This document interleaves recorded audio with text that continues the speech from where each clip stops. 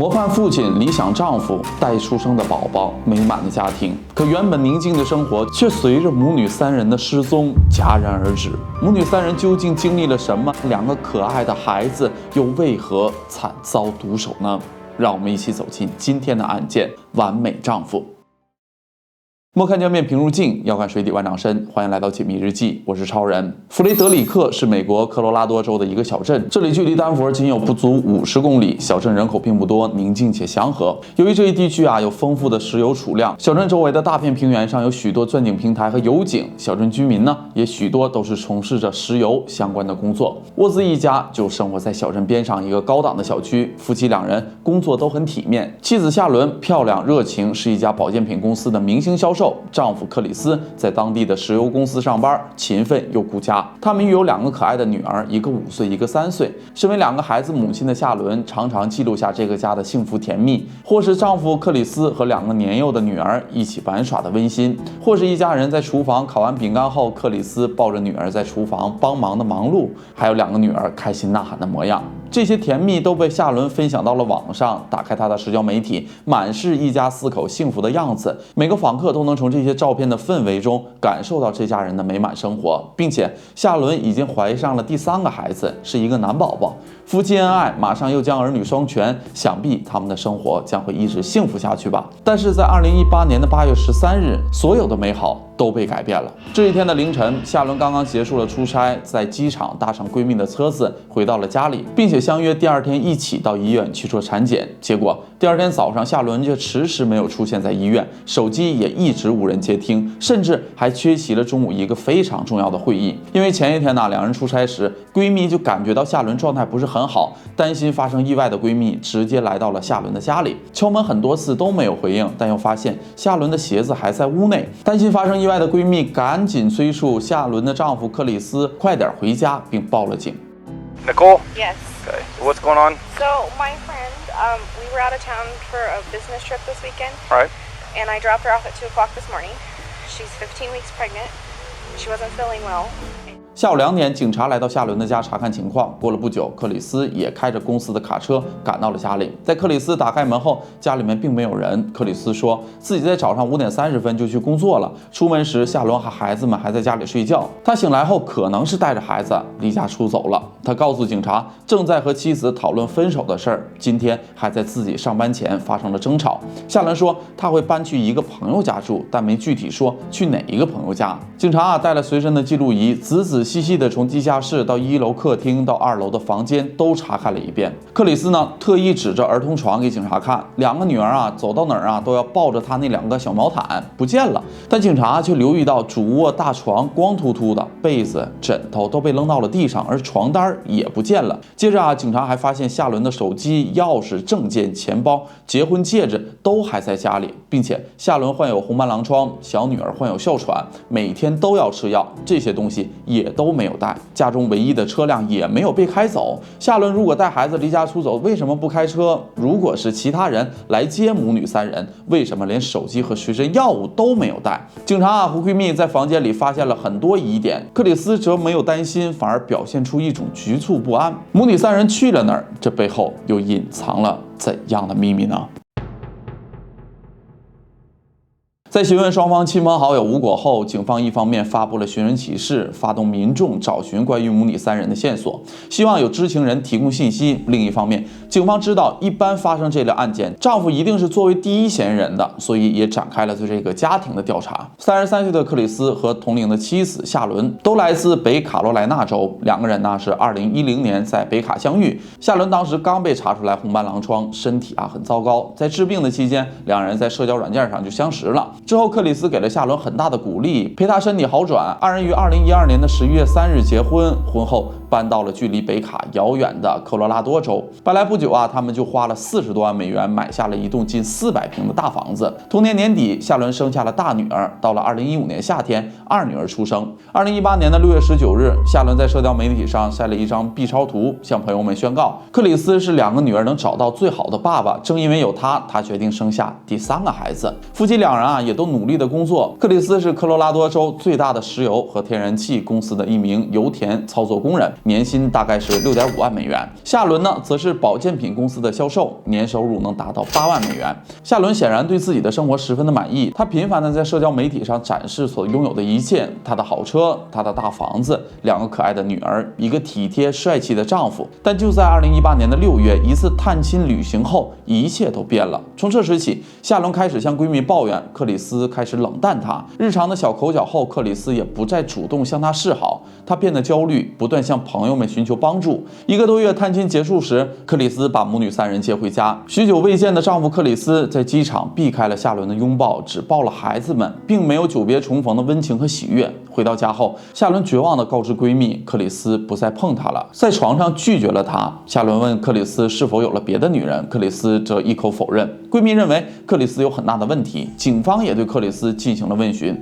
克里斯在审讯中表示自己从未背叛过妻子。警方试图再从他的老板、同事那里寻找突破口，但他们也都说克里斯并没有什么异常。警方知道，妻子失踪案往往最大的嫌疑人就是丈夫，但如果找不到证人和动机，便很难切入。因为电视、报纸和网络对此案都非常的重视，越来越多的人了解到了案情的发展，也看到了克里斯和夏伦的照片。很快，这些消息传到了一个关键人物的视野。警方接到了一名女人的电话，她的名字叫妮可，透露说不久前刚在工作中认识了克里斯，两人被彼此所吸引，产生了火花。克里斯告诉妮可他正在和妻子闹离婚，于是他们成为了恋人。通过女人的描述，夏伦在外地与父母团聚的那5周，克里斯几乎每天都在和这个女人在一起，他们一起外出旅行、烛光晚餐，做爱做的事儿。可没多久，妮可看到电视上全是关于克里斯一家案情的报道，这竟然是和他约会的克里斯。他当时才知道失踪的夏伦还怀着克里斯的孩子。妮可感到很震惊，克里斯没有向他吐露实情，他也非常为夏伦母女感到担心，决定联系警方，说出他与克里斯的关系。这时呢，警方已基本确定夏伦母女的失踪和克里斯有关，而且随着时间的流逝，母女3人已遭遇不幸的可能性不断增加。I would never harm my kids. I would never harm my wife. I mean, you can talk to any of my friends, any of her friends. 克里斯始终咬定自己并不知道失踪事件的真相。为了攻破克里斯的心理防线，警方决定对克里斯使用测谎仪。警方有了测谎结果，有了妮可的证词，再次询问克里斯时，终于将克里斯逼到了崩溃的边缘。内心积压多日的惶恐无法再支撑他扮演的好丈夫的人设，他恳请警方请他的父亲进入询问室。本以为老父亲会让他全盘托出，没想到他却抛出了一个更肮脏的谎言。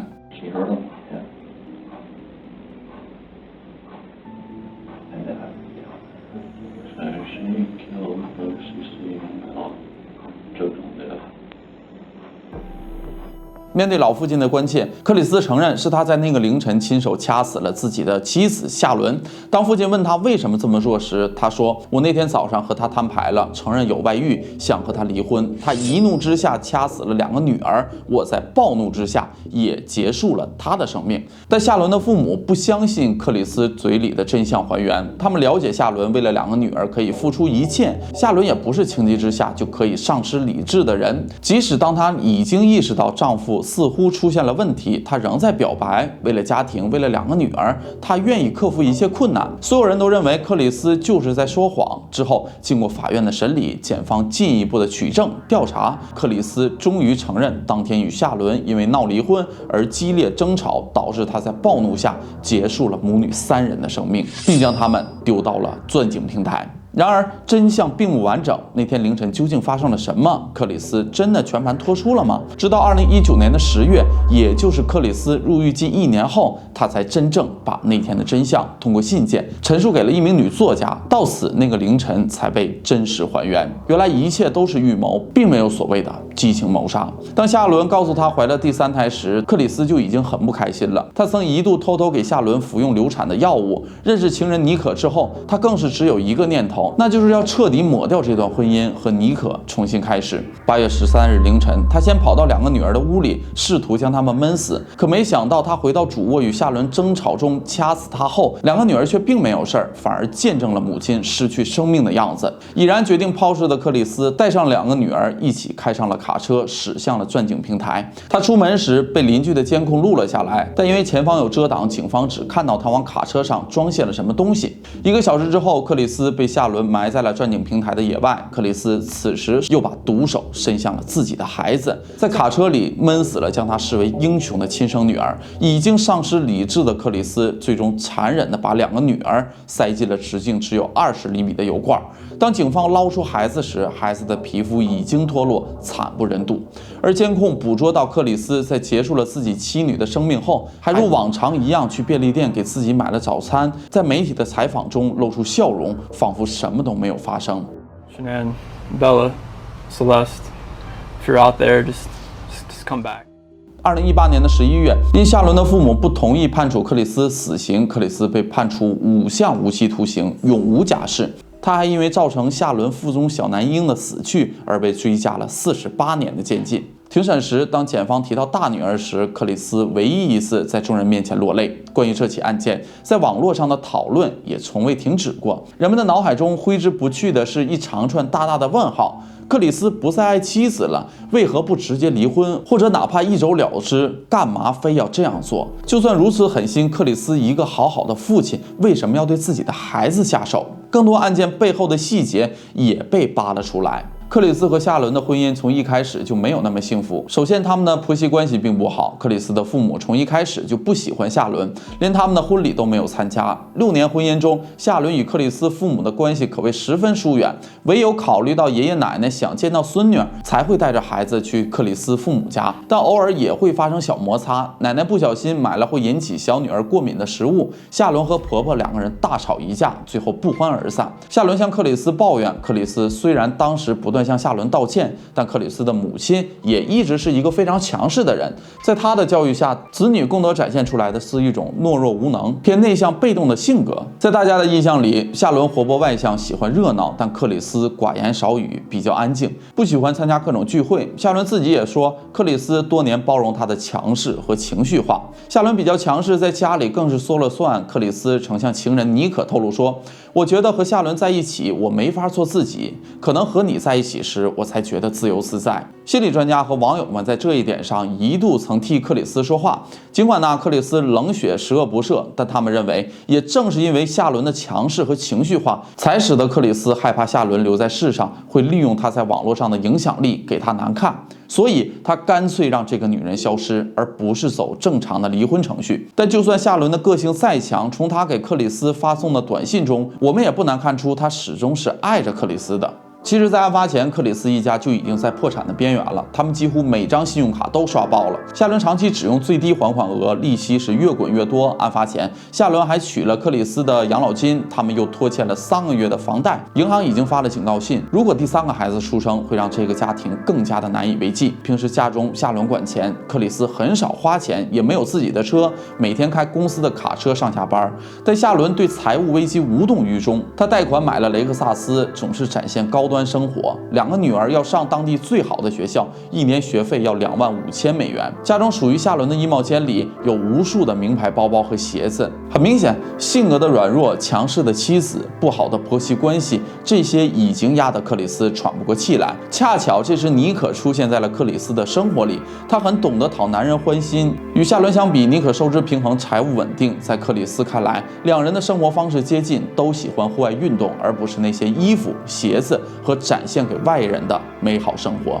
就是当如此多的条件结合到一起，造成了这场悲剧。但是在一个怀孕15周的孕妇和2个小女孩的生命面前，一切原因都不那么重要了。无论是为了什么，惨剧已然酿成，他们已经失去了生命。他们一心爱着的那个人，成了收割他们生命的魔鬼。在丈夫、爸爸夺走他们生命的那一刻，他们该有多绝望啊！好了，这就是本期解密日记的全部内容。喜欢的朋友记得点关注，我是超人，我们下期再见，拜拜。